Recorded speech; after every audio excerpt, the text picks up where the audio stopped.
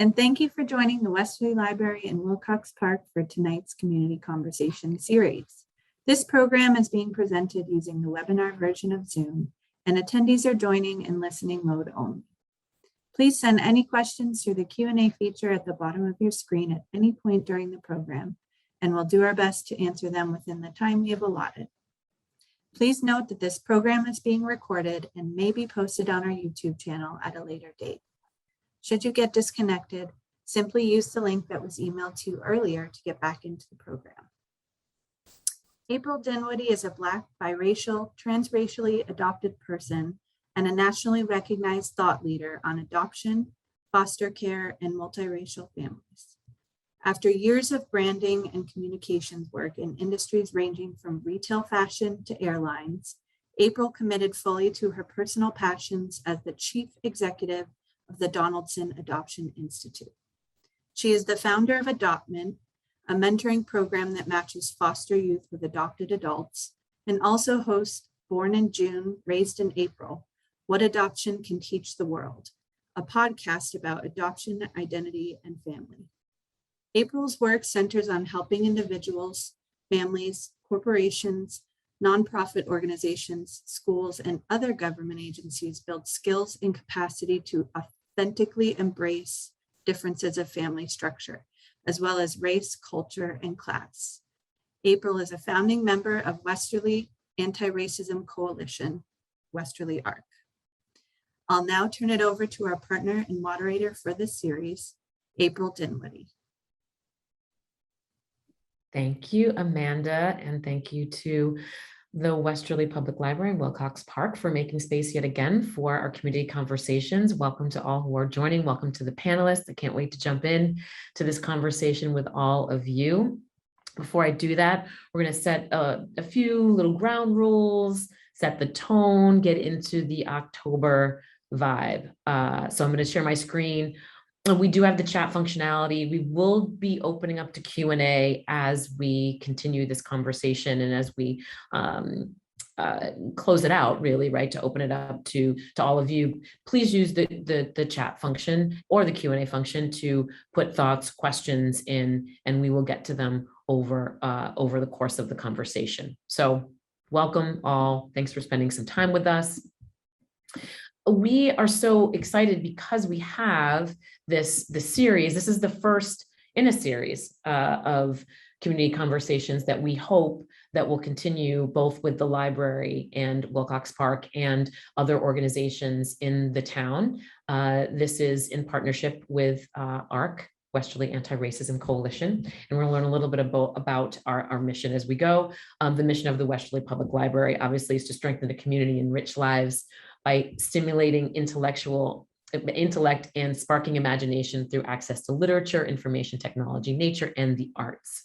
The Westerly Public Library in Wilcox Park strives to be a premier intellectual, cultural, and botanical asset for the region. These community conversations are part of that mission and vision, and we are happy to be in partnership with that.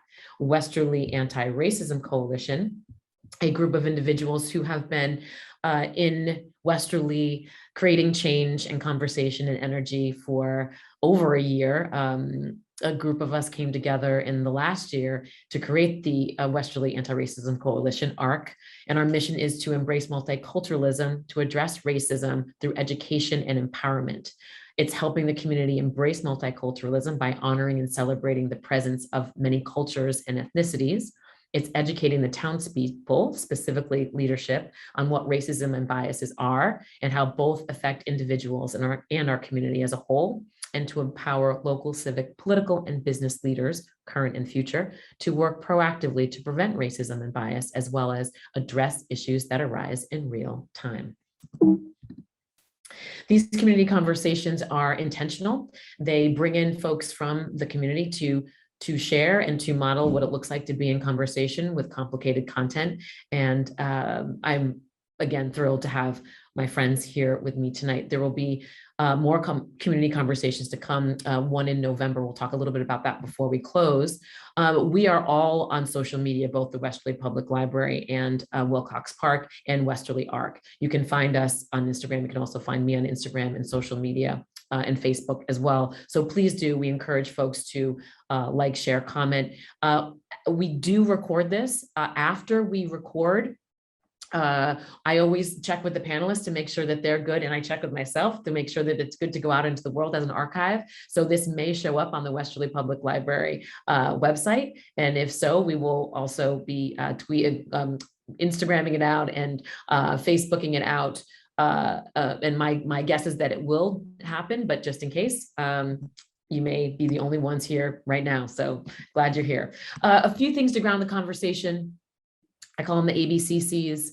The first is to actively listen as much as you talk and avoid assumptions and seek true clarity. That goes for us in this conversation. That goes for all of y'all that are at home, wherever you are listening in. This is just a basic construct of conversations like this. The next is be present, right? Stay checked in, even when the conversation gets complicated. Commit to the practice of being present, even when it gets hard. At the same time, take care of yourself. If something in this conversation is activating you and you need to take a beat, right? We're all home. It's all about self-care and caring for one another, which speaks to the next one, the next C, or the first C, commit to the community. Be aware of how others are experiencing the space. It's hard in the webinar function because we can't see you, but if something in this conversation creates an emotion in you or a conflict, reach out, right? Reach out to maybe friends you know who are on this Zoom, or reach out to one of us, reach out to me, and let's investigate that further. Let's talk about that, but just notice how you feel and what comes up for you. And the last C is confidentiality. Now, we talk about this idea of this being made available to folks post the conversation, but personal testimony is private and sometimes vulnerable. We'll be doing some of that tonight. This will go out into the world, but, sort of resist the urge to play back a narrative by, naming names in a sort of way. You can always put an arc of conversation together without having to be super specific, regardless of how you feel about it, whether you were inspired or ticked off or any of the things. But confidentiality is really, something that we can honor, and these conversations, and respect personal narrative and vulnerability. Everybody good with those, right? Hold me accountable to those things as we have the conversation. That's important. So if we veer off in any of these for any reason, I will usually bring us back, but I have no problem with someone else bringing us back as well. So some guiding principles.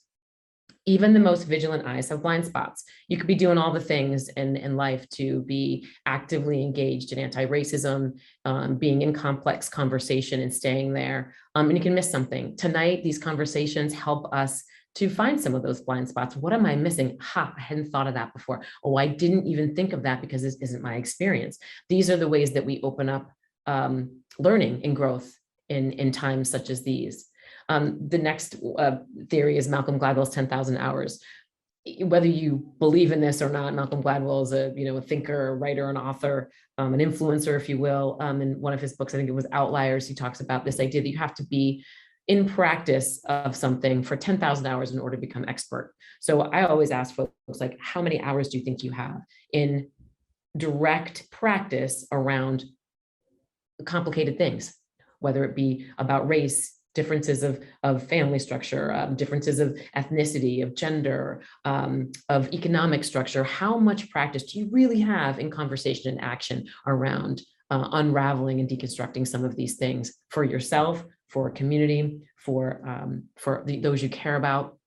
We're going to put in some hours tonight, which is great, and throughout the series, so you'll be able to log in more hours. And then this idea of honoring our collective journey of humanity. When I do a lot of this work, especially with parents, being an adopted person transracially and having a lot of openness about my journey, I always make the caveat that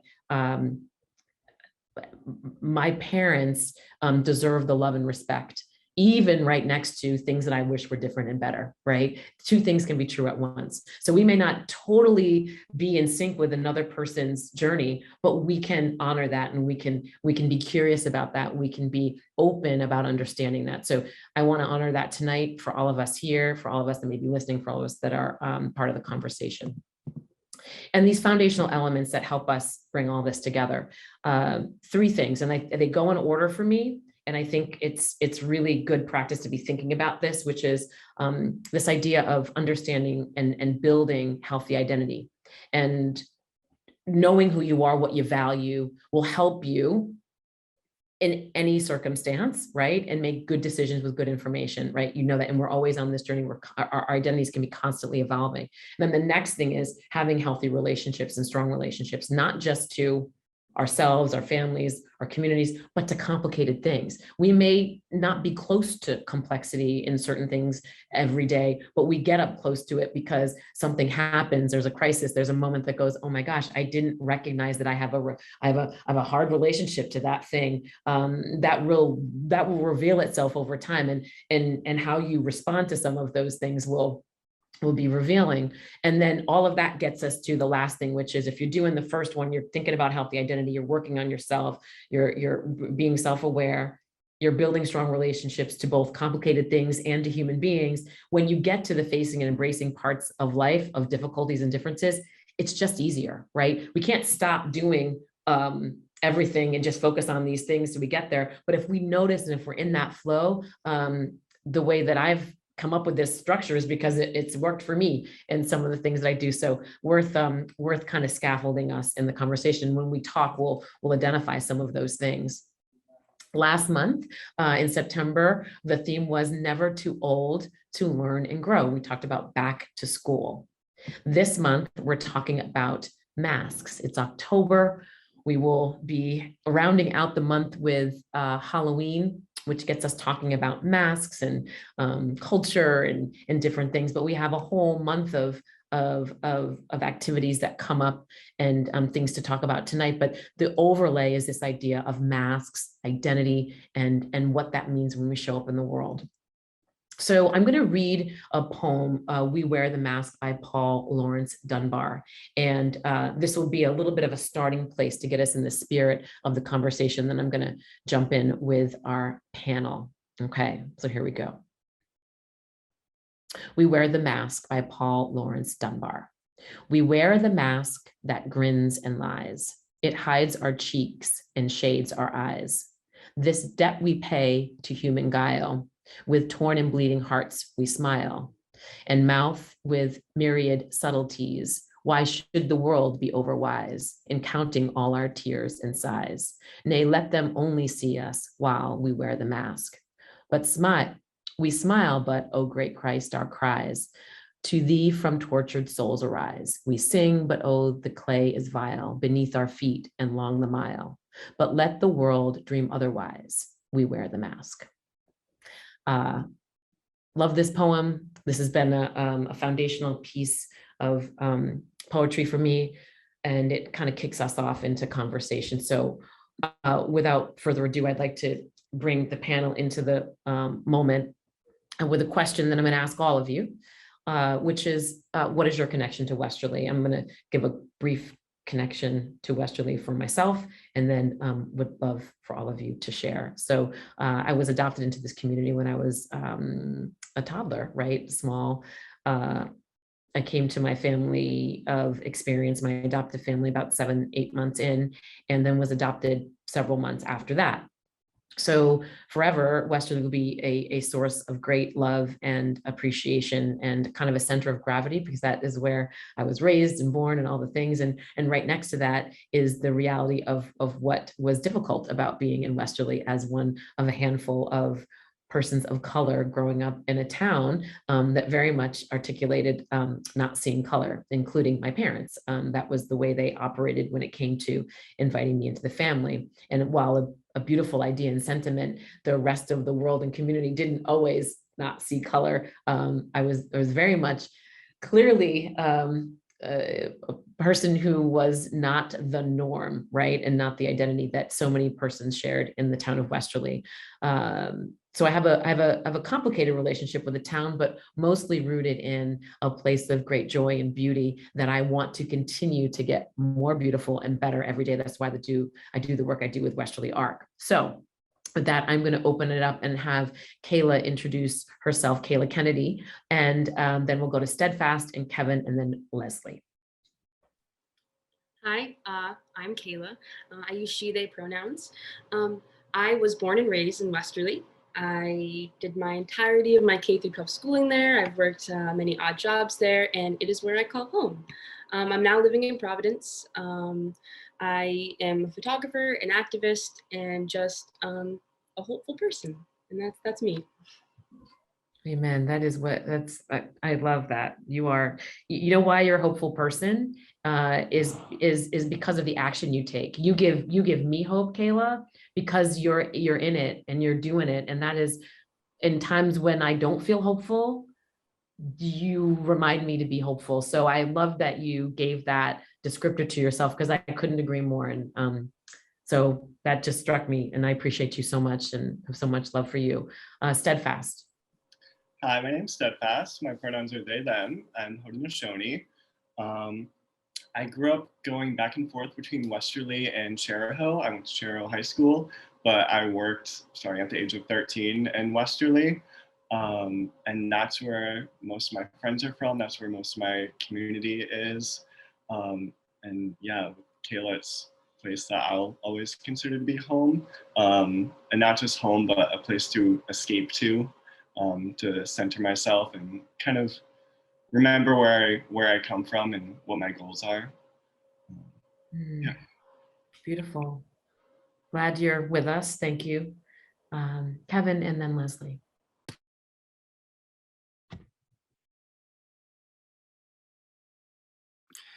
I mean, 18 months into Zoom and I am still muting myself. What is going on? My name is Kevin Lowther. I also go by Big Lux. I am a musician and a soldier and I guess community activist. I grew up in Westerly as well. My family moved here when I was about 6 or 7 years old. I stayed here through high school, went to Westerly High School. It was really formative for me. All of my best friends are here. A lot of great memories, just an amazing community to be a part of. Really helped make the person I am today. I mean, I feel like I really got a kind of like a world-class education in music at the very least, which is why, I can do some of the things I do. Also very privileged to be serving as a member of the town planning board. So I'm learning more about local government, local governance, and how to best serve the community in that respect. And so that has been it's been a really fantastic journey since I was appointed in March. I think we have a lot of work to do. So I'm happy to be here. Thank you for serving, Kevin, both in your military service and serving the town of Westerly in the capacity of being on the planning board. You're an example to all of us. We're grateful, and we love knowing that you are at the table. So thank you for that. And Leslie. Hi, everyone. My name is Leslie Dunn. I've lived in Westerly since I was 5 years old. I'm the oldest of 4 siblings. My siblings have gone through Westerly school system. 3 of us are Westerly High graduates. We're all super committed to the community. We volunteer places. We've coached different sports and activities. I've worked in the town of Westerly. My first job was at a local restaurant, and then I transitioned and worked for the school department for a while. So I've just always really connected myself to Westerly, and that's the place that, it's always a happy place for me. The way that I would describe myself, as I was invited on this panel and just with the work that we've done, I'm finally like, wow, I can call myself an activist. Like, it's finally hitting me that that's something that's a part of what I do and who I am. And I'm very excited to be here and be a part of this conversation. I'm thrilled to have all of you here, and what I'm struck by in being in this moment is what joy it brings me to have a community space like this with all of you, because it's something that I longed for as far back as I can remember. And the fact that we have it now, and we have this ability to have our voices centered during a time that it's so critically important to listen and learn, and to grow, feels quite powerful. So thanks again to the Westerly Library and for everyone who's here. I'm going to jump right in because we just heard the poem by Paul Laurence Dunbar, and as an adopted person, a Black biracial adopted person, adopted into a white family in a majority white community, that poem rang so true for me for so many reasons, in terms of a legacy of my Blackness attached to some of the lines in that poem. And then this idea of the added layer of being an adopted person, and some of the masks I had to wear just out in the world to kind of navigate not matching my family and all of the different pieces of that. So it spoke to me in a lot of ways. And I think it's a beautiful poem. It's also complicated. So I wanted to just off the top kind of get some reactions to the poem from all of you, and what resonated with you, and what maybe did you really hit you and impacted you, if anything. And I'll just open it up, and you can come off mute and let me know, but how that poem kind of speaks to you, if it does. Yeah, I think it's so interesting, that first line for me, where it says grins and lies, because I think one of the things that happens is, even in uncomfortable situations, sometimes I would just smile through it, as just like oh, you know what, that might have been like a little bit of like a problematic statement that somebody made. And I just kind of smile through, because, it's like a form of protection to say, well, if I smile and I laugh about it, I'm not judging anybody, and I'm not opening up for, dialogue back and forth. And so to me, hearing that grins and lies, it's like those two words can be interchangeable, because sometimes that smile is actually hiding that cringeworthy moment and that uncomfortableness. And then, if somebody does approach you and say, oh, like, were you okay with that? How are you feeling? Yep, I'm fine. And, you keep moving past it, instead of being able to address it, because you don't want that uncomfortable confrontation. So that first line for me was like, yep, that's kind of a daily thing that you program yourself to do, until you learn how to, do otherwise. Kayla, I see you nodding. Yeah, I think all of what Leslie said is like exactly what I picked up from reading the poem. To me, Paul Dunbar is expressing the grievances we hold as Black people, while we hold these negative experiences, while still making sure that the people we're conforming for are feeling comfortable. As a Black woman, to me, this poem speaks to the struggle of hiding some of my deepest pains, as to not make white people feel uncomfortable. As if the racism wasn't bad enough, we're not allowed to express how deep it cuts us. That's so true. And part of this is really interesting to me, that's coming up as I listen to you and Leslie, is sometimes it's a protective factor, right? It really is a protective factor. And I want to put some layers on this, right? And love to hear from Kevin and Steadfast as well. There are the moments in time when we're in direct relationship to a moment, and that moment could be anything from an inappropriate comment, a microaggression, something that is said or done. Hair touching moments for me are those moments where I feel that someone has invaded my personal space, which happens often. It happened all the time as a kid. It still happens as a grown up. Even in a pandemic, people find themselves touching my hair.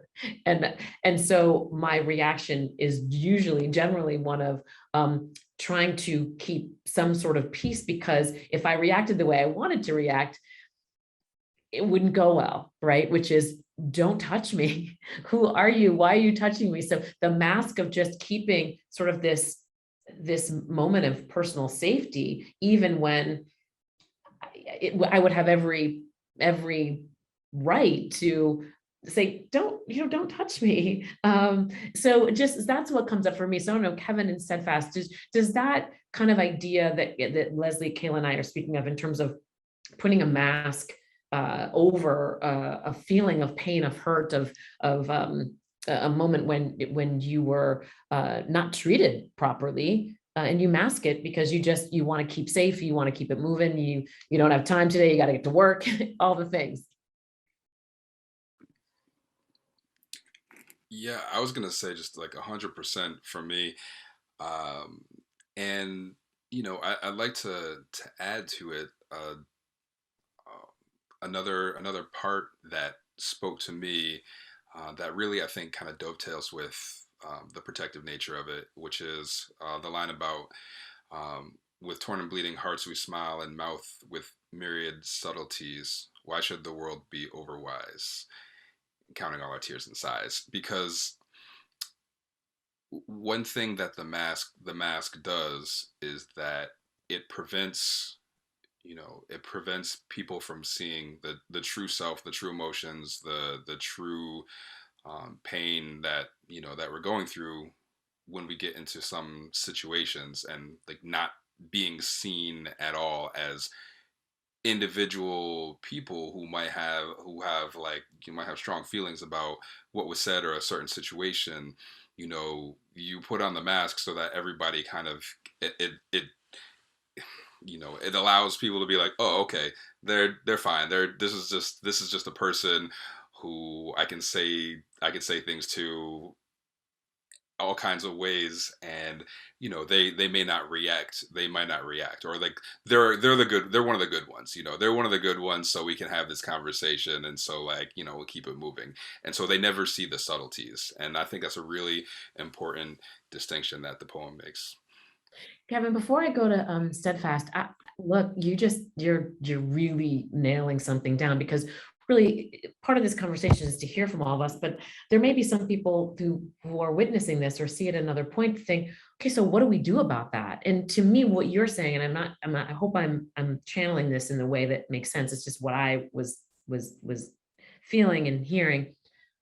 Sometimes because we mask things and we just keep it moving, it sends a signal to the person who has inflicted the pain on us that it's okay, and that we haven't articulated the thing that they need to know in a way, right? So that it doesn't keep happening, so that we can, make some shifts in the way that we are received and seen and treated. And sometimes what people would believe are the most benign moments that aren't about a physical harm or injury that we see and report in the news, right? But it's the subtle little things that happen every day that when we smile and keep it moving, it's like, oh, cool, like I can do that, right? So, and I know that I do that for lots of reasons, but it strikes me now how perpetuating it is when we don't sometimes pause and say, hey, no, not today. No, that's not okay. And so that's, I have a real tension with that. And when do I point those things out? And what does that do, in the moment? So thank you for bringing that up, because it's the layers and the subtleties and the things that you don't see that people internalize and say, well, yeah, I know Kevin, I can say that stuff to Kevin, it's cool, he's cool with that, when he may or may not be, right? Steadfast, how about you? The poem, what speaks to you, if anything? Yeah, I think just overall with the message of the poem, I kind of got it more of, you're putting on the mask for other people. And I feel like that's like with activist work and like education, it's such a big misconception when I talk to people about it, that I'm doing this for them, or I'm doing this so they can learn more about my culture or more about my experience, when I'm not. I'm doing this to protect myself. And so that way, my grandchildren or, my cousins or whatever don't have to deal with same things I'm dealing with now.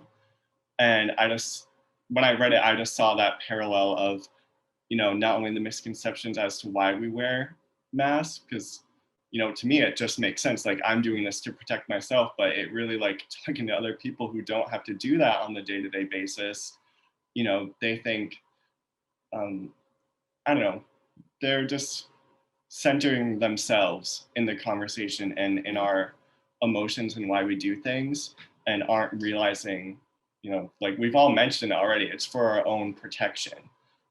So I just wanted to emphasize that more. Well, Steadfast, what you say about the byproduct of moving through a particularly difficult time in our existence in terms of navigating and figuring out where do we belong in this narrative of activism and advocacy and making change in a small town that's got big opportunities, that continues to grow and learn. And we have evidence of this every Sunday on the steps of the post office.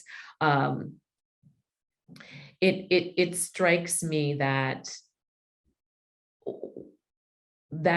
sort of that self-centeredness, right, is actually a really good thing. And the byproducts are that if we are centering on ourselves and our identity is strong, we can then be confident in how we move and how we articulate ourselves and the change we want to make. And then the future generations, because we are doing that, become more safe is the hope. Right? The hope is that it becomes more safe. So grateful to all of you for these perspectives on that piece of poetry that probably could be, this whole conversation could be centered on taking it line by line and figuring out the things. So I want to go into two different sort of next phases on the idea of masks.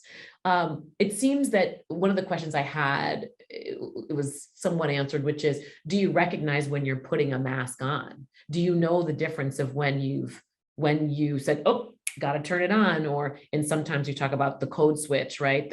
I know the environment I'm in, so I can't be this April, I got to be this April, right? Because I know my audience. Do you recognize when you're putting a mask on, Leslie? Is that something that you recognize and you kind of just know it's happening? Yeah, I think it's so interesting. So I think a lot of times for me, I put the mask on and then it's like later on, it clicks in my head where I'm going. I question it a little bit, like, okay, where was the opportunity for me to like take the mask off for a second and like question something? And I kind of play it back that way. And I think even, just being a woman who has like moved very far in her career and a Black woman who has moved far in her career, sometimes I'm in spaces where nobody looks like me. And a comment's made, and then later on there's somebody who checks in on me and says, "Oh, how did that make you feel? Is that okay?" And they apologize for another person. So and then it's me going, all right, well, is that a safe person? Can I now step up and be like, okay, I don't need to code switch so much. I can kind of like bring it in, have that conversation with them, and take the mask off a little bit. So I also think sometimes I put the mask on realizing it, and then later on I kind of have to process it and think, okay, where can I take it off a little bit? Where can I, educate this person? And also like, have I found that like safe space to, just be me and not feel like, I have to talk a certain way, or, there's certain topics that I can't go into, where there's certain expectations that person has of me. So I just think as I've grown in my career, I've seen it more and more where I'm like, there's more opportunity, I think, for myself as I've advanced to be like, all right, now I can start kind of changing some perspectives for other people. And I think going back to what Steadfast says, to me, it's more of people, who look up to me, or people who I'm like, can do what I am doing and who can move up in their career. And in the spaces that I'm in, I'm like, I want to empower them, and I want them to come into this and not have to put the mask on and just do their thing. Absolutely. I love that. And I wonder, Kayla, I'm gonna go to you next. Does community like the one we've built with ARC help to not have to wear the mask as much? I think like in ARC spaces or like at the protest, I'm able to kind of like let myself release a sigh I didn't even know like I was holding. And I think that's because for so many reasons, I've layered masks on my face without even realizing they're there. And some have been on me for so long, I can't even distinguish the fact that they are masks, They're just part of who I am. They're an identification of me. So having these spaces has made me realize, oh my gosh, that was something I didn't realize I was holding back on, or that was something I didn't realize I was not letting myself feel or experience or really think about. So yeah, having this space and having a community and opportunity to be able to talk has really made me feel so much more at ease and comfortable and even safe. Hmm. Same, I'm with you, and I'm grateful for it. And so when we think about this, and I think Pam put in the chat, Pam McDonald put in the chat, it's so exhausting, right? To have to do this. And I know Pam's white, and we're gonna get to your question, Pam. Yeah, and so I'm going to get to your question, but before I do, one, Pam, thank you for recognizing, just as a white ally, which you have shown yourself to be, that it's exhausting, and we as persons of color kind of move in that space of kind of always having to navigate, like, what's this going to be like today, when so many white people just got to roll, right? Not to say that there aren't heavy things in the world, please trust and believe, I recognize that, and there's the reality of the weight that is carried. And so many of us, including myself, I will say, which I don't always give myself a lot of credit for anything, can carry it gracefully. And we do that. So maybe Kevin, what are some things that allies, people who are listening, learning, growing, like closing up those gaps in the blind spots to sort of stand up and just be in the world in a different sort of way than they might have been before? What can they do to help us not have to put the masks on? Like, what are some things that people can actually do to help us carry the weight that we've carried solo for so long? Yeah, I mean, the number one thing that I think from uh, keeps people from being able to identify that other people are wearing masks, or keep people from doing things that force them to require masks, is empathy. And and I hate to have something that's that kind of nebulous and big as an answer, but we really need to learn how to care about each other. And like, I can't say that enough, because I think on some certain level we all think that we like other people, and we want to be liked.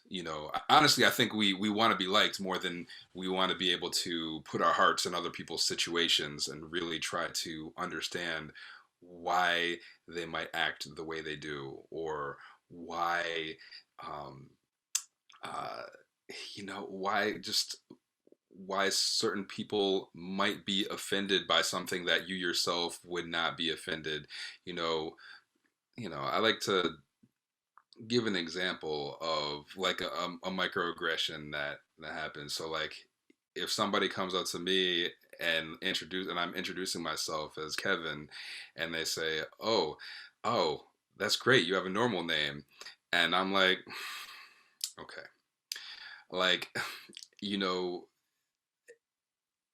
somebody like that is a person who doesn't really understand what it's like to be on the other side of of a transaction like that, because they don't see themselves in somebody else's culture. They don't understand what it's like to have your culture kind of on blast like that, like so easily and so casually. Like, oh yeah, of course we have weird names. That's like that's what we do. um and I hate that I don't have a more um, a more concrete answer. But I think that is honestly the first step, is really starting to see yourself in other people, and starting to see other people who don't look like you in your situation. Like, I love one exercise that I saw um, on a TED talk, where somebody was like, "Hey, well, like, close your eyes and imagine there's a pilot of a plane, or like people getting married, or like somebody, a professor at a at a chalkboard and stuff, and they're like, wait, when you go back, who do you see? Do you see people of your own race? Do you see people of your own gender? Do you see people of your own sexual identity? Like, how does that work? Like, we need to see ourselves and each other as a starting point. That's first of all, thank you for that very practical example of what a microaggression is, and then how you have to hold that. And depending on what circumstances you're in, I mean, you do a lot of professional work, and we all end up in professional spaces where that has occurred, and you go, all right, I gotta make a game time decision on how I'm going to handle this. There's a great resource, MTV Decoded. It's a set of videos, and one of the videos is if microaggressions happen to white people. So good to give you a sense of what this is like to walk through this space all the time. So I'm going to go to the question that Pam put in the chat, and we're going to spend a little bit more time here, and then we're going to get to the good stuff and talk about cultural appropriation. Okay. So Pam writes, wearing a mask must be exhausting and lead to pent up feeling. I can attest to that. Do you have a way to fully release these pent up experiences and maybe gain insight or new strategies?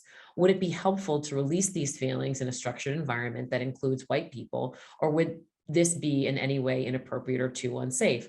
So I'm just so anybody who wants to pop in, please unmute yourself and do so. But as we do that, I think we're doing it right now. I think we're doing some of that right now. And only because we have this trust in a trusted space to open up to.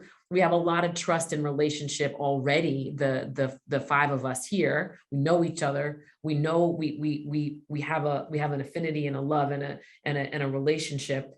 And that to me is why I even suggested the panel in this way.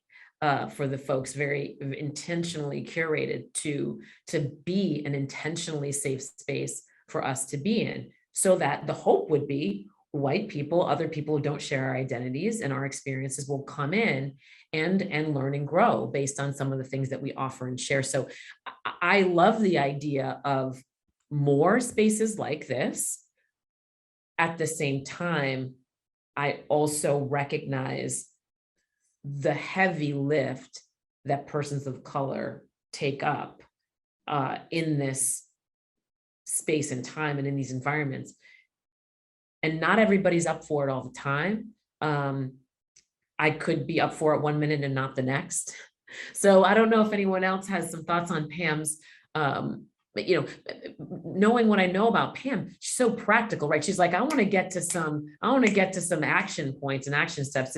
Is that something that resonates with all of you in such a way? And what words do you have in response to that, if any?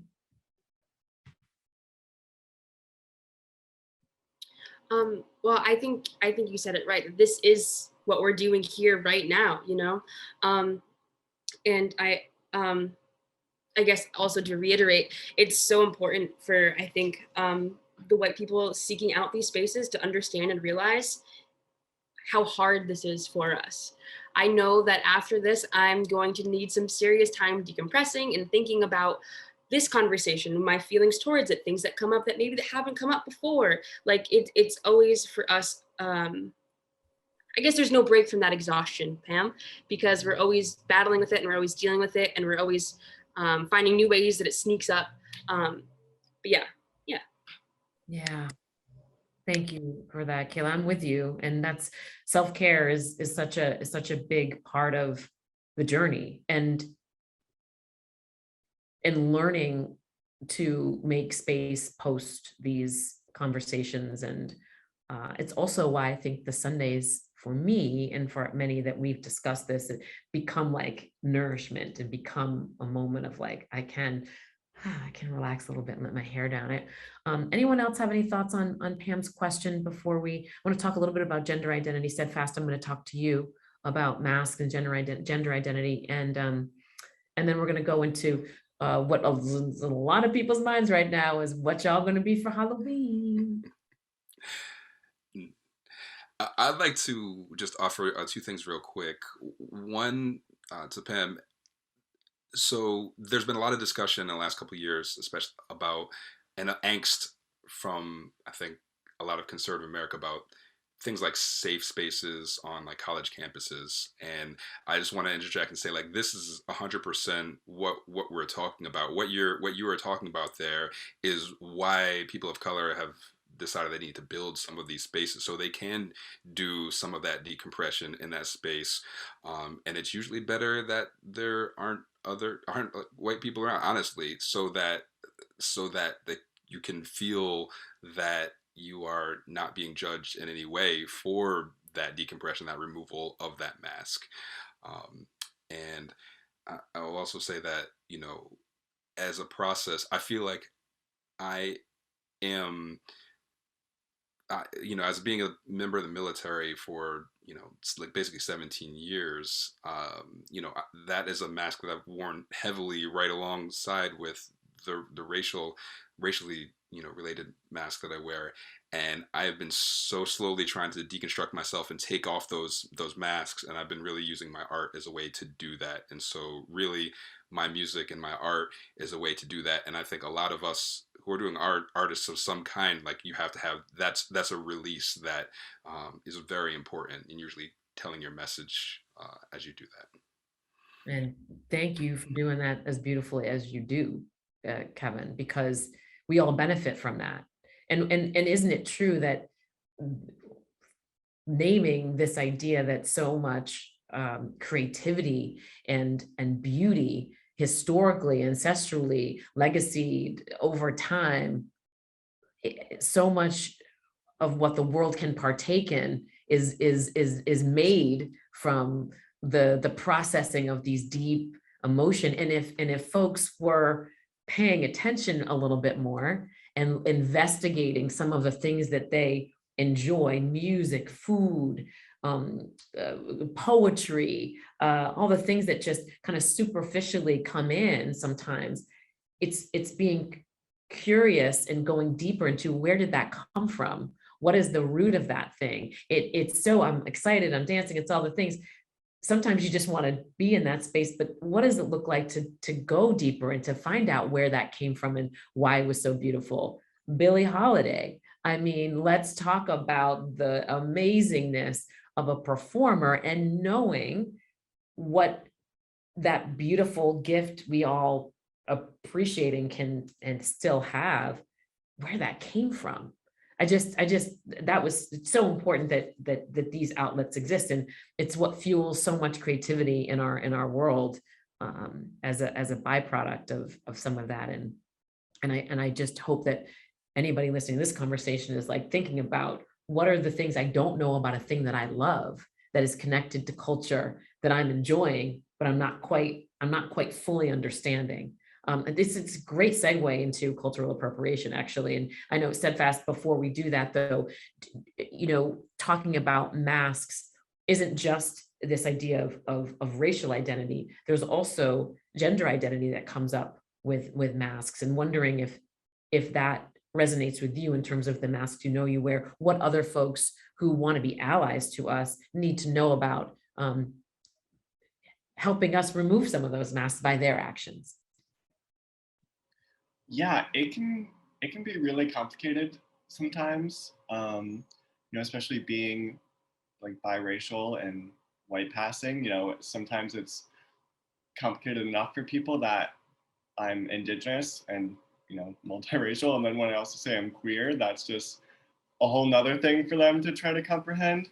But yeah, in terms of like wearing masks, I've been in situations where most often my queerness is accepted and I'm allowed to, let go in that aspect of who I am, but my indigeneity is not.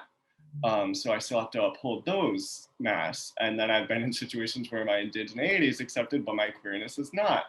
So just knowing that, these labels aren't just parts of who we are, they're all just who we are.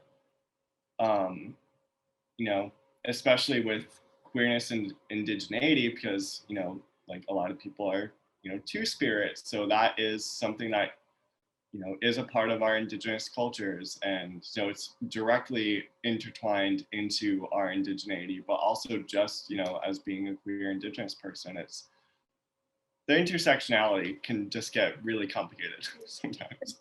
Steadfast, help us. You came to one of our Sunday peaceful protests on the post office steps, and you spoke of Two-Spirit. Would you give a little bit of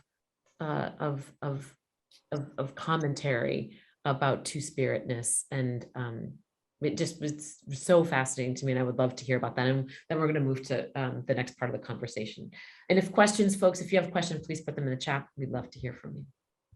Yeah, so I am personally not Two-Spirit. I am queer Indigenous person, so I guess that's the first thing to note, is that not every Indigenous person who is queer is Two-Spirit, and not every Two-Spirit person is, queer. It's very complicated from person to person and from culture to culture, because Two-Spirit is a very modern blanket term that's used to describe any Indigenous person who's not, within the Western gender binary. So meaning like someone can be Two-Spirit and still use he, him, his pronouns, or just she, her, hers pronouns. So yeah, it's something that varies from culture to culture. It's like Two-Spirit, it's just, it makes it a lot easier for us, for people to understand the tip of the iceberg of who, they are. But yeah, so that's pretty much it. And definitely when you're thinking of like the LGBTQ plus community, a lot of people do identify that are Two-Spirit as being a part of the community, and some do not. So yeah. Thank you. Thank you. I enjoyed hearing from you, and just now, and also on Sunday, that Sunday that you came, it was really enlightening and helpful, and helped me learn and grow. So thank you for that. Shifting a little bit to what's on the minds of so many young and young at heart, which is Halloween costumes. I asked my nephew, my great nephew, I have a great nephew, and he's the best, what he was going to be for Halloween. And he told me hand sanitizer. So I don't know if that's really going to happen, but so it's on our minds. We're talking about it. One of the things that I've been helping some parents do, especially parents who have adopted Black or brown children and they are white, is to really help them think about some of these moments in time and holidays, especially ones like Halloween, where people don costumes. And so one of the questions I ask parents is, have you ever worn an inappropriate Halloween costume that was culturally inappropriate? And parents have to go back into their wheelhouse, but we'll talk a little bit about that. I mean, I wonder if any of us would be able to think back to a time that maybe we would think about a costume we wore growing up and think like, oh, whoa, maybe I didn't even choose that costume for myself, but I certainly wouldn't choose it as a grown-up. So we can talk a little bit about that, but it just brings up so much when we think about Halloween's past, Halloween's present, Halloween's future, taking this seemingly just fun and irreverent time that is turned into our culture and our society, but really sort of unpacking that a little bit. So I think I'll start with you, Leslie. Thinking about Halloween's past, like, did you participate in Halloween? How do you feel about Halloween? Do you participate in Halloween now as a grown-up? And then we'll get to, and anybody else want to share one of their favorite Halloween costumes? Then we'll get into some more the deeper parts of this, maybe the less fun elements of Halloween. Yeah, so for me growing up, I was a dancer. So my parents paid a lot of money for dance costumes. So for me, a lot of times Halloween was whatever ballet, tap, whatever costume was still there that I could fit into was my Halloween costume, with like a tiara or a wand or whatever my parents found as a prop. That was my costume. And then now thinking about Halloween, one of the things I really like is I'm into the whole like 80s, 90s like Black icon. So, whether it's wanting to be Whitney Houston, I am a Disney fanatic. So, any of the Disney princesses are always on my list of things. But I've just kind of been going through like, okay, is it do I want to be Princess Tiana? Do I want to do a Whitney Houston type of deal? Do I want to, you know, go for like a 90s Janet Jackson look, you know, all of those things. So kind of going into it, when I think back Halloween costume wise, I'm like, I kind of got like a little easy pass, like a safe card with those going through. And then to me, it's kind of being an adult now, it's like a good opportunity to kind of pay homage to some of the people who I find inspiring and people who I look up to. Yeah. Can I put in my vote for the 90s person that I like? Janet Jackson. She's like top of the list. So Awesome. definitely you guys might see her roaming around Westerly, just saying. Yeah, please, please, please. Anybody else? What fun things do you have planned, or do you do the costume thing on Halloween? And tell me maybe over time how that's changed. Steadfast, Kayla, Kevin. I think for me personally, Halloween has always been a little difficult and uncomfortable, especially as a brown person in a white family. I remember one Halloween specifically, I was a fairy, and I came home from middle school, or no, not middle school, elementary school. I was a bit younger, and I was like, I want to put my costume on, and my costume was brown, and I was like, oh, sick, I'm a brown fairy. So I went around and I was like, Mom, I'm a brown fairy, and she's like, you can't say that. And I was like, why not? And I was told by other people too, like, you can't say that you're a brown fairy. That's inappropriate. And I was like, but why not?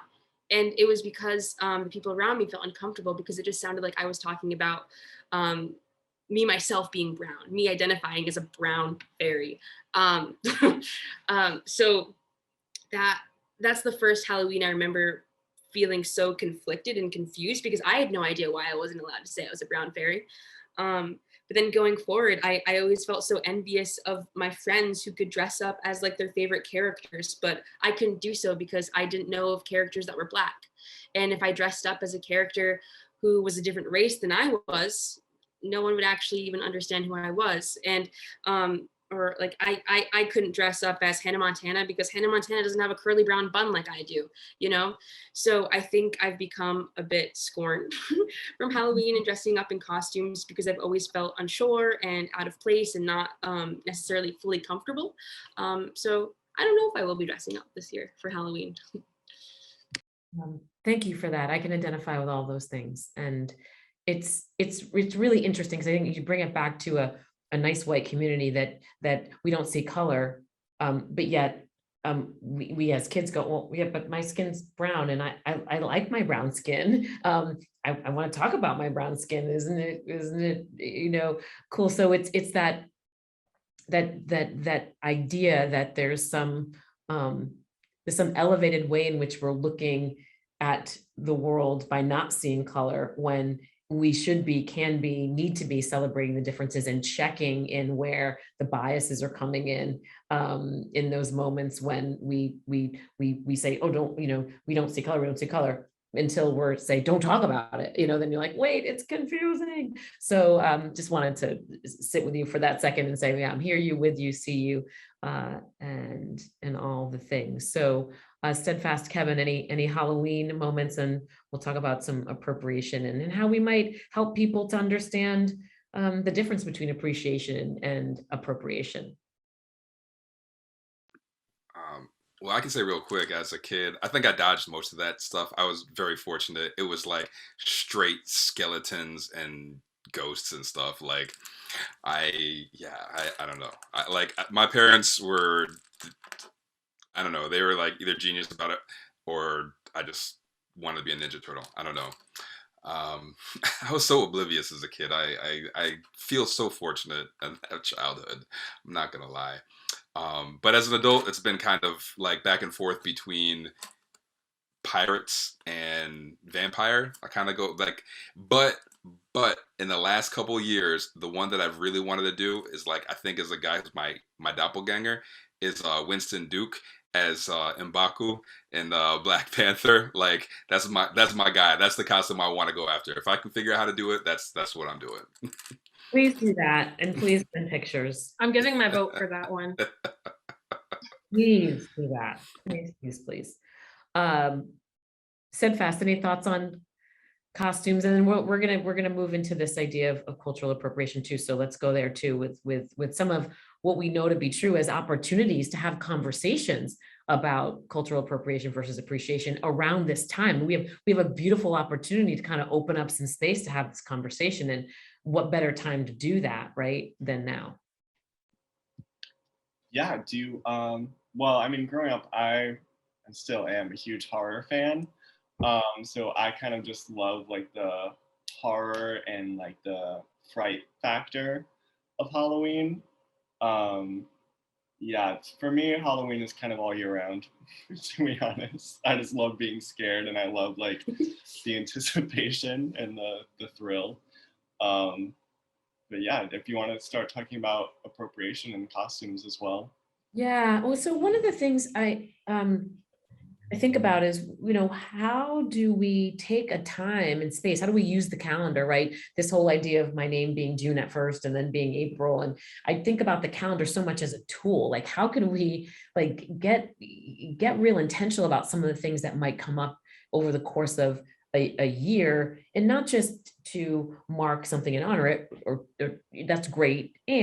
But to say, Halloween's coming. How might I want to approach this with some of the young people in my life, and talking to them about what's appropriate, what's cultural appreciation versus appropriation. And the one thing I'll say is I was doing a school assembly this morning on Zoom, and I was talking about the school in general, and it's I told a story about when I had been there in person once to do one of these assemblies, and the leader of this was it was the 7th, 8th, and 9th graders, and one of the class leaders stood up right around this time and said, "Hey, I know everybody's talking about Halloween costumes, but let's just remember, make good choices and make sure that we're knowing where the costumes are coming from, and what's behind that costume and that mask, and just be aware of the school community and what might be inappropriate to some folks in the room." And I was like, oh yes, this is it. This is it right here. It's like, let's talk about that. So I love that the Halloween holiday gives us time to think about who we want to honor and have fun with, but also how to open up this dialogue about helping young and old think about the impact and the unintended consequences sometimes of the choices we make in the way in which we choose to appear in the world around these types of holidays. Yeah, there's a lot I could go off in. I'd also like to extend this to birthdays, because I can't tell you the amount of like Indian versus cowboy birthday party that I've seen. But anyways, yeah, I think there's just so many ways that this is impactful, at least for my community, when people dress up as, Indian chiefs or princesses, especially once they get older and the costumes start showing more of themselves and there's more sexualization there. Yeah, I think there's not only the stereotypes, the perpetuation of certain stereotypes of we all wear big feather headdresses and deerskin, and there's just become this one generic image through, by a large part, Halloween costumes and other aspects of, pop culture of what an Indigenous person should look like. So growing up for me, like around Halloween, it always gave me a lot of imposter syndrome, and still does, of like seeing, oh, this is what this Halloween store, this costume is telling me I should look like. Why don't I look like this? And this is what other people think I should look like. Why don't I look like that? And of course, so there's, the imposter syndrome and the more personal effects it can have on us, but it's also just the perpetuation, like I said, of those images that, I don't know, just on a general idea of who we are doesn't represent us as a people. And it just like commodifies our regalia and our clothing to the point where, if I was to go out and wear a ribbon shirt and some antler earrings and a necklace, people would just call it a costume. And it's not. And then another point, I guess, would, like I was saying, the over-sexualization of us, especially Indigenous women, when people come out and like I mean, they're literally called sexy Pocahontas or like sexy Indian chief costumes. And it just adds more, like I said, the sexualization of Indigenous women, and continues to put them in danger as just these sex symbols, just something that's used to get an arousal out of people. Yeah, I think that's the main points. Look, Steadfast, you are such a rich contributor to this conversation based on your Indigenousness, your identity, the things that you can name and talk about. I think what's so nice and so helpful about conversations like this is we can speak life into the realities of what these things mean to us when folks maybe aren't intending to do the things that come to us through the visibility and the visualizations and the realities of things we have to see. But being able to name those things and say them out loud is a gift in this space. So thank you for that. I just open this up for anyone is what does it look like to try to have these conversations maybe in real time? I mean, for me, I've been avoiding one conversation with one friend that I have that continually kind of shows up in an Indigenous costume each year and loves it, right? And I sort of just get squeamish about it. I just don't want to talk about it. I don't want to have that discussion. And I need to go there, and I'm going to have to at some point to say, it just makes me uncomfortable.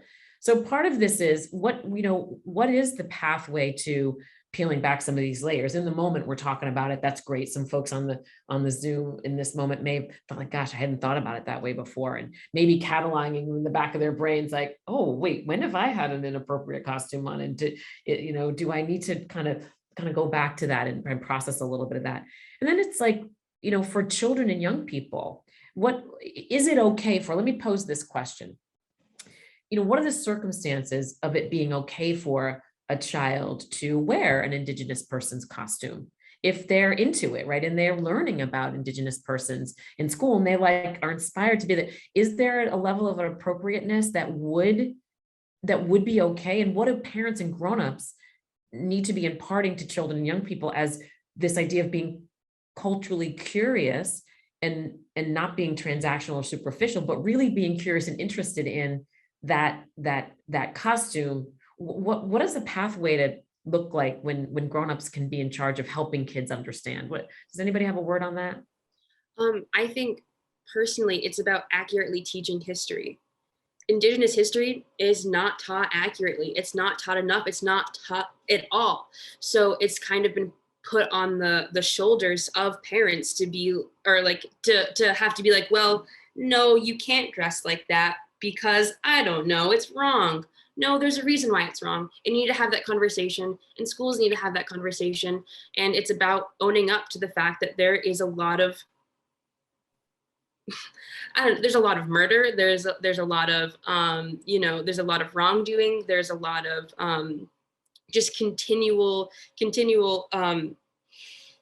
disrespect to the Indigenous community. So it's about us all owning up and having those conversations, and that's where we start, I feel.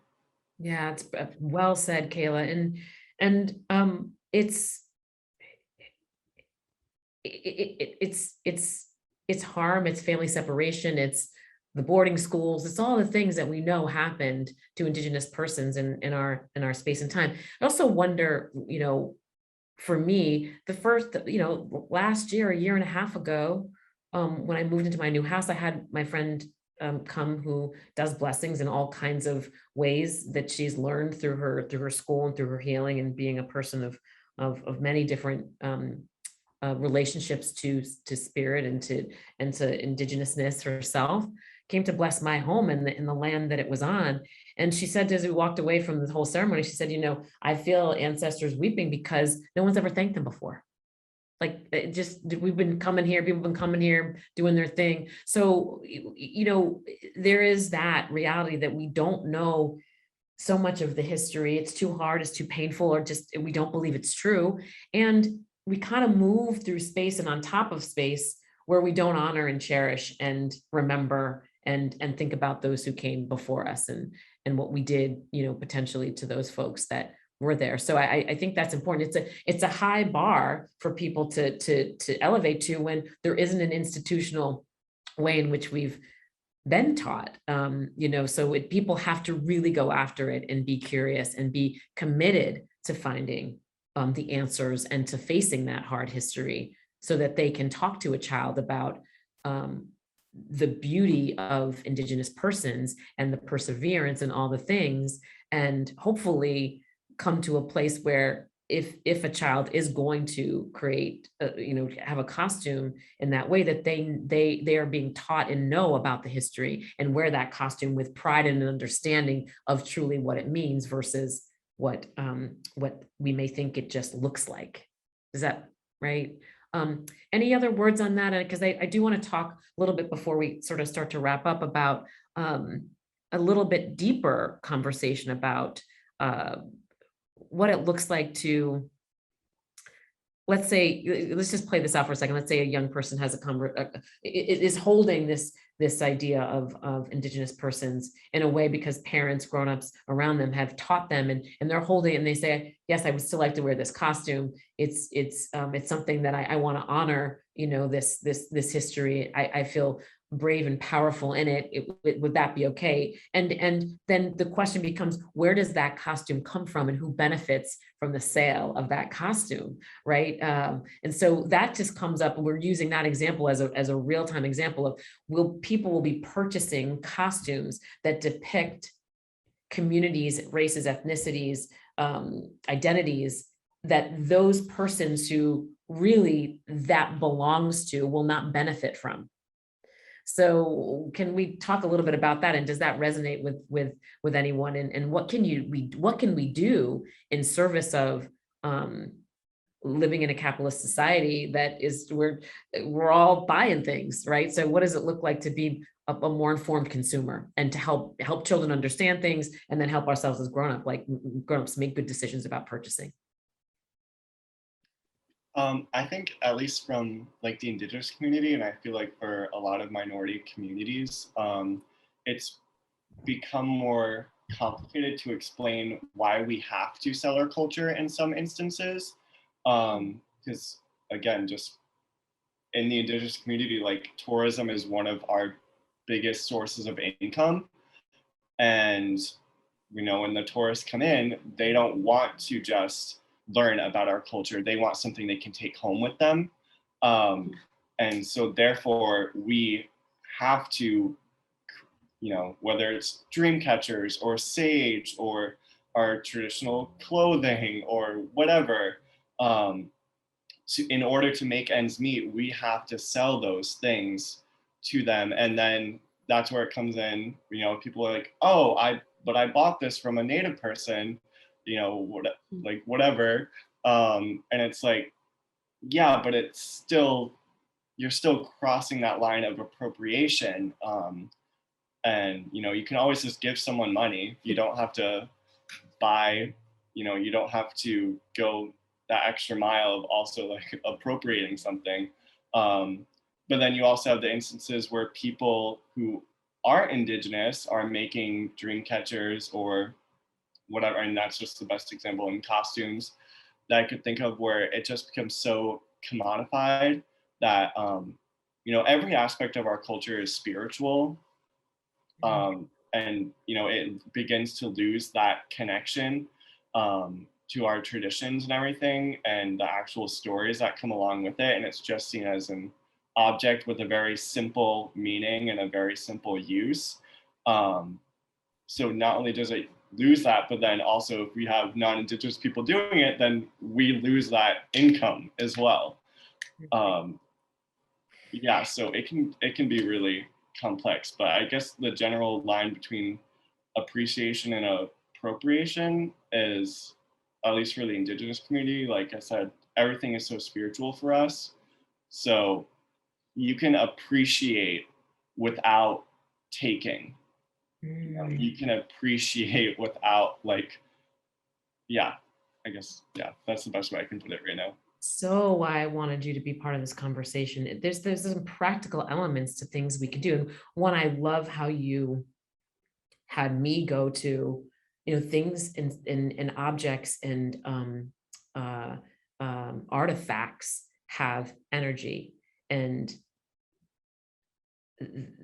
that the exploitation of some of that energy, the squandering of some of that energy, all the things, it's a really important thing to sit with and think about. And I'm so glad you brought that piece up. It's reminding me of that.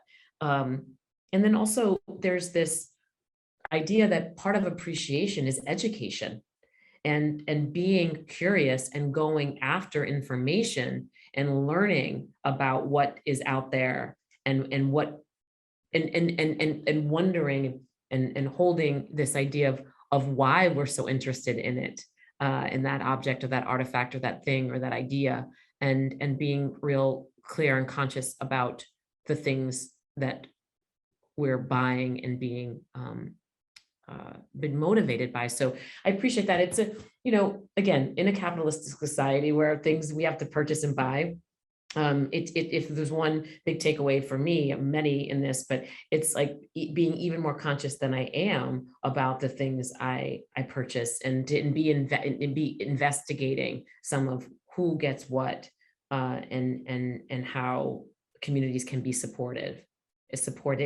by people that are interested in their culture for all the right reasons, right? So I appreciate that so much. We're gonna close soon, but I'm wondered if anybody in the audience has any questions. Certainly, I want Kevin and Leslie and Kayla to kind of maybe think about their take on this idea of appreciation versus appropriation, and maybe some things that you think folks should be doing to be culturally curious. And how are you culturally curious? I mean, it doesn't go just one direction. We too can be culturally curious about things that we don't know and understand. So anybody have a word on that, and what maybe some things that you do to educate yourself? Yeah, so just as Steadfast was talking and as you were talking, April, it just kind of, I was thinking between like, what's the best way to say like appropriation versus appreciation? And I feel like, if somebody really is saying like, I want to learn more about this culture, there's so many museums and good sources and just, people that you can reach out to ask questions about somebody's culture, and to ask questions about, practices or what makes something sacred, or different rituals. And I think there's a way to be so respectful to say like, this is something I'm interested in learning more about. This is something that, I think my life could benefit from, and something, I can grow from, and that's where I am right now. So I was just thinking a lot about like the appropriation, and then I just thought back to seeing like some things circulate through social media where there have been people who have, it's cultural appropriation, and we've seen things like somebody dressing up as an Indigenous person in a non-respectful way, somebody dressing in blackface, somebody, dressing in a stereotypical role. And I think an interesting thing is a lot of times people like attack those people, and, there's, they call them out for what they're doing, but it's like, where's the education piece to say to somebody, okay, you want to dress up as an Indigenous person? Here are 3 museums you need to go to. Here are 3 people you need to go talk to. Did you know about the residential schools? Did you know about, the tribes being relocated? Did you know about, that tribe being, wiped out? All those different pieces. So I feel like it kind of brings up that really good, like it's that opportunity to like give people those resources. It's that opportunity to encourage somebody to go learn more about, especially being in New England. I think we have so many different places we can go to, and so many connections that we can learn those things. So, whether it's a child or an adult who's, having that question and thinking in that direction of what they want to dress up for Halloween, I think that's the perfect segue to be like, oh, that's nice to know, here's the next step, and giving them those resources. So that's kind of how I looked at it from like an education standpoint of it's such a good opportunity to bring people to those communities and also to those resources. I love that. So true. There are a lot. Look, we have so many opportunities to learn and grow right here in our world so close in. So true. How about you, Kevin? Anything that you think that you've done to be culturally curious, or that you would give a good word to folks who want to learn to grow, maybe next to music? What are some ways that you find that you can direct people to learn more about the music they listen to? There are tons of amazing sources for lyrics online. Like, oh man, I love finding out the history and the meaning behind some of the songs that I listen to, because you can just put a song name into Google and it'll take you to the lyrics, and there are so many different websites that are out there just to look and to check it out. Um, and that's a great starting point, and you start to learn about different, like Latin music. You start to learn about like different styles of Latin music. You start to like learn how to differentiate bachata from salsa, from merengue, from cumbia, and like, and that is appreciating. That is how you really show that that is a culture that you value. I feel like I've been very fortunate in that, a lot of my young adult life I was traveling, due to being, stationed overseas in the army. So I had some really good opportunities to, when I was in Germany, buy some authentic lederhosen, take German classes, and then go to a beer festival and try it all out. And like, people were it was amazing how the warmth that I was received with, because they could tell that I was making a really truly genuine effort to participate in the culture, to learn about the culture.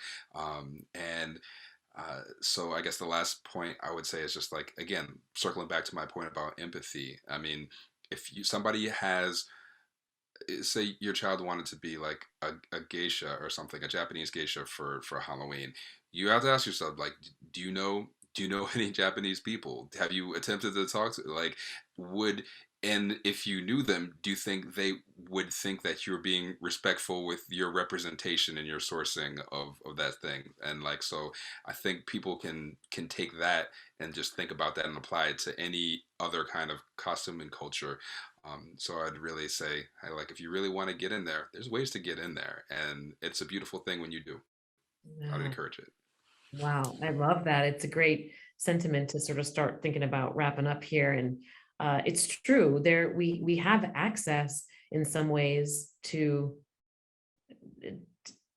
people, to information. We have to take the steps towards that, and sometimes that requires us to be brave, and maybe sometimes the response is not the one we would hope for, but there's a way in which to do this. And the whole idea of ARC's message of multiculturalism as a gateway to anti-racism, to Kevin, to your point, when you get closer to someone who's not like you, to someone who maybe will respond positively to an inquiry about the cultural element or an identity or an ethnicity, music, culture, food, all the things, you get closer in relationship to people that are different from you, that's going to happen naturally if you take some steps to do that. Then you may have a moment where you grow and learn, and you understand bias in different ways. And so this conversation has been one that really does demonstrate that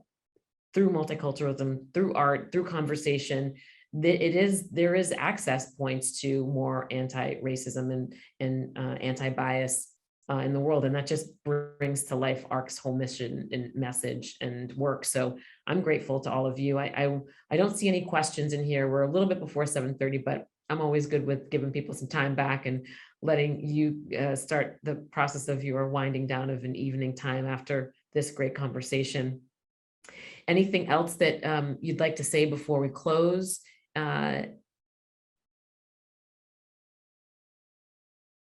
All lines clear, as they say. All lines clear. Just a big thank you to all of you. I kind of knew this would going to be a really special conversation, but it was even more special and beautiful than I thought it was going to be. And I had set the bar pretty high given what I know about all of you.